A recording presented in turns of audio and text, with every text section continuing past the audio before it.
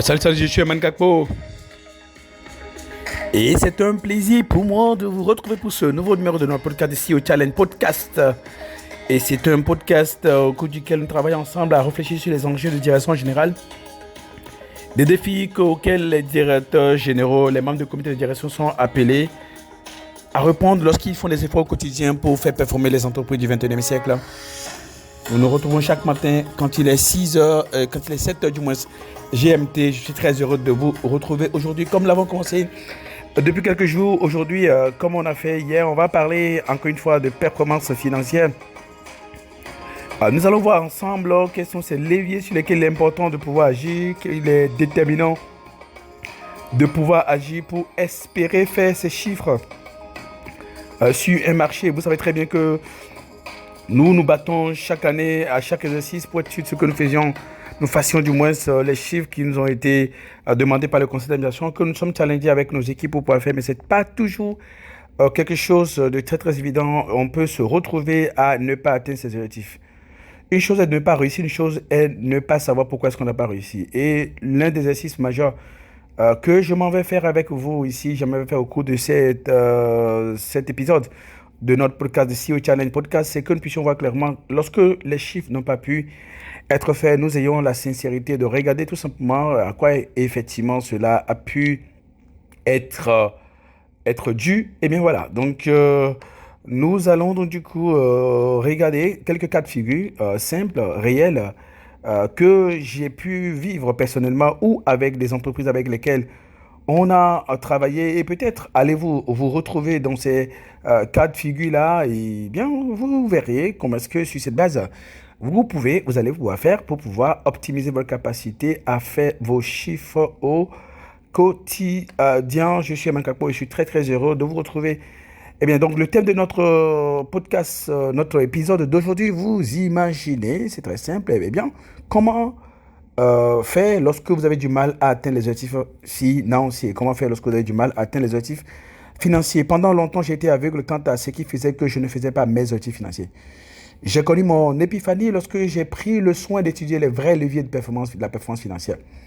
Lorsqu'on ne touche pas ou n'actionne pas assez les bons leviers, on se retrouve à ne pas pouvoir faire ces chiffres.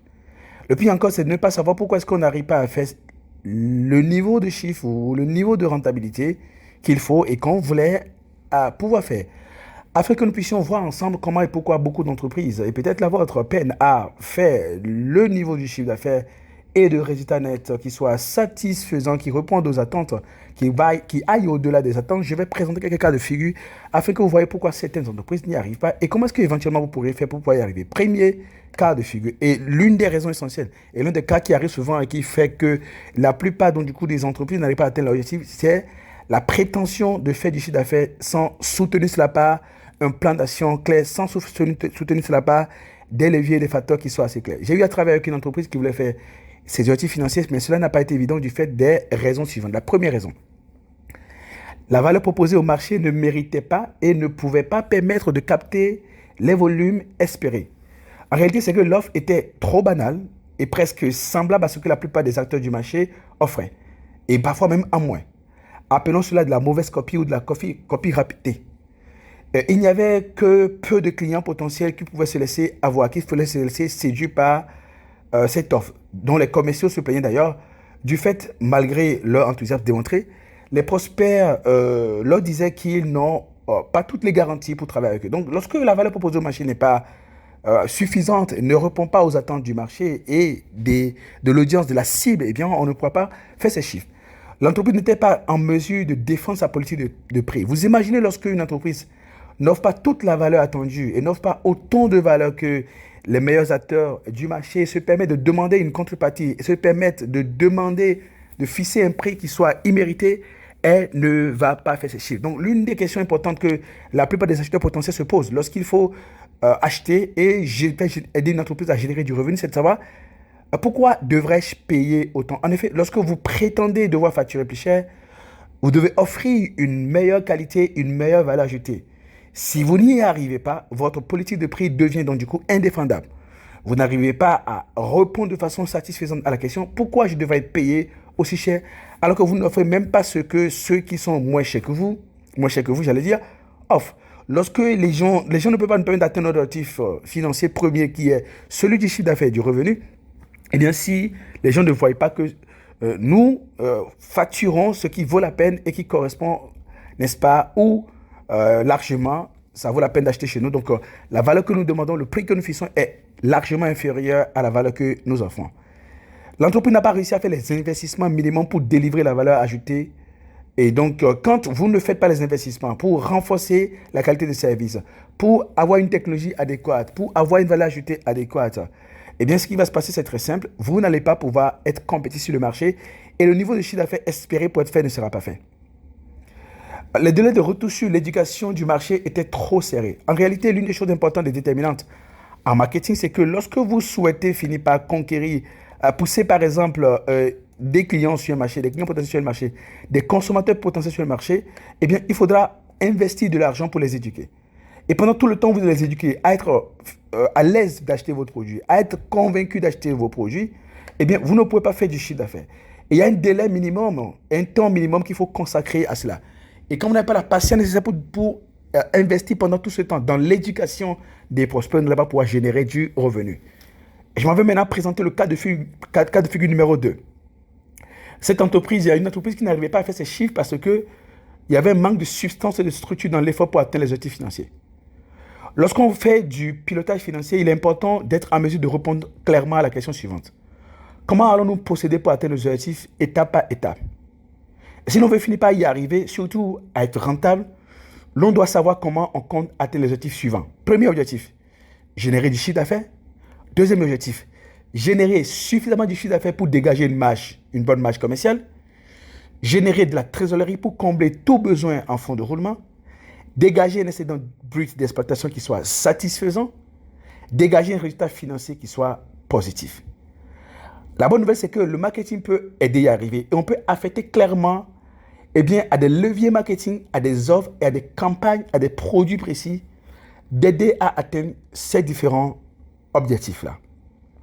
En réalité, lorsque la performance financière n'est pas pilotée de façon stratégique, lorsque les jours passent et les objectifs financiers ne sont pas atteints, et qu'on n'opère pas des ajustements au niveau de l'activité commerciale pour corriger le tir, eh bien, ce qui va se passer, on va se rendre compte du jour au lendemain qu'on n'a pas pu faire, du coup, ces chiffres.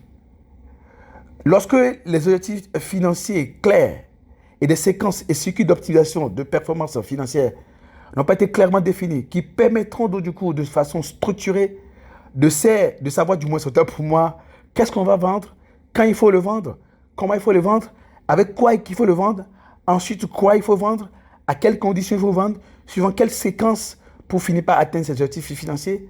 Lorsque ceci n'est pas clarifié, il va de soi qu'on ne va pas atteindre ses objectifs financiers. La lenteur dans la génération du revenu va augmenter donc du coup les charges financières. En fait, l'entreprise n'arrivera pas à générer par l'encaissement des ventes au comptant ou vite payé.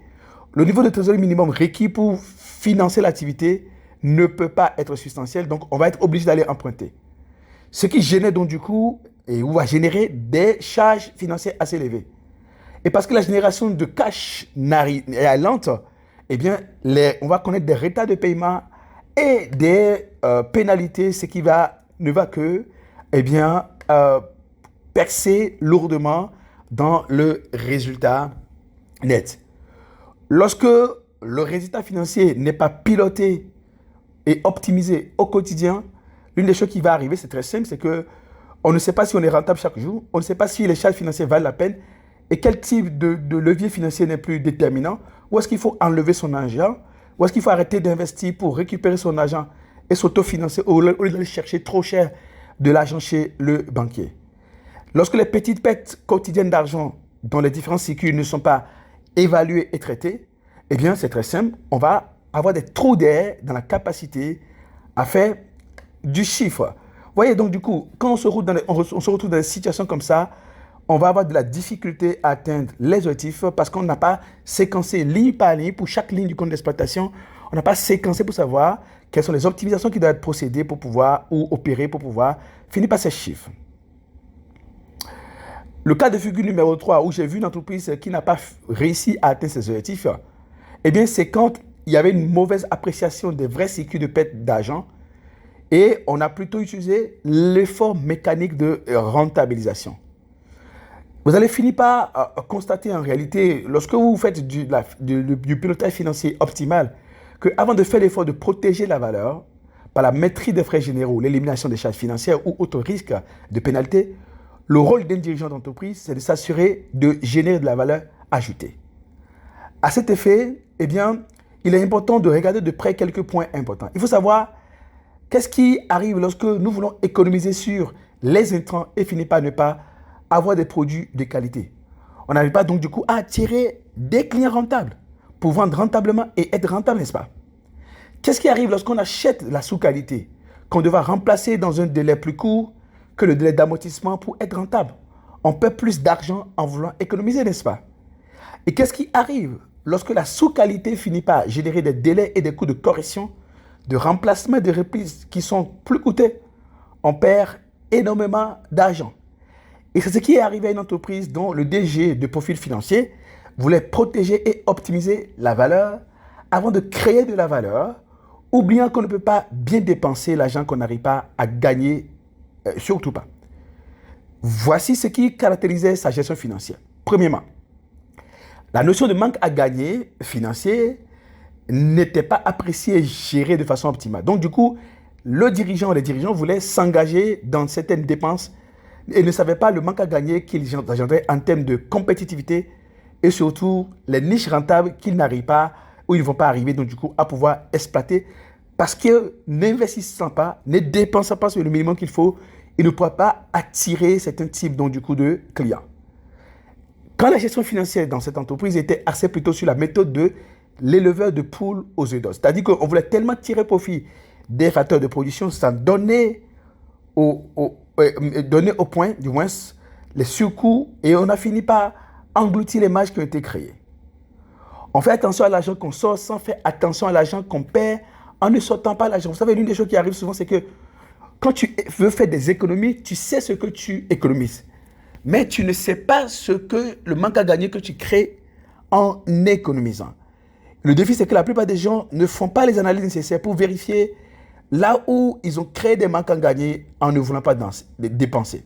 Ils savent ce qu'ils ont économisé en ne voulant pas dépenser, mais ils n'ont pas fait l'analyse de coûts d'opportunité nécessaires pour être sûr de ce qu'on va faire les chiffres. Vous voyez, en regardant de près ces différents cas de figure, vous voyez clairement que la plupart du temps, lorsque on fait du management financier aveugle et on ne s'assure pas de ce qu'on agit sur les leviers nécessaires pour pouvoir finir par faire du résultat, eh bien, on a du mal à faire ces chiffres financiers.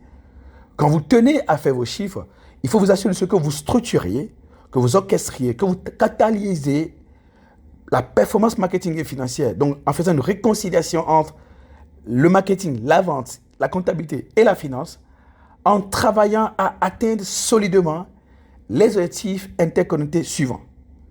Savoir attirer des clients de qualité, s'assurer qu'ils sont rentables, les servir rentablement, attirer suffisamment et durablement de clients rentables, recouvrer et optimiser les cycles de vente et d'encaissement de manière à éviter les pertes d'exploitation, de manière à éviter les risques de provision. Et c'est ça qui va permettre à la fin de la journée, parce qu'on arrive à tirer des clients de qualité qui sont rentables. Lorsqu'on leur vend de façon rentable et on les sert de façon rentable, lorsqu'on attire suffisamment et durablement de clients pour atteindre le seuil de rentabilité, pour dégager de la marge, pour avoir un excédent d'exploitation, on optimise ces champs de pouvoir faire ces chiffres. Alors, je ne sais pas si vous êtes déjà inscrit à notre workshop de Corporate Finance Workshop que nous allons dérouler du 1er au 4 juillet 2024 à Cotonou. Le thème de cette formation, de ce workshop de 4 jours, c'est approche et méthode 3.0 de structuration et de pilotage financier d'une entreprise que tout top manager, tout dirigeant et tout membre de CODI doit maîtriser. Nous allons travailler à atteindre 4 objectifs essentiels lors de ce workshop. Premièrement, comment traduire la stratégie financière en modèle de génération de valeur financière.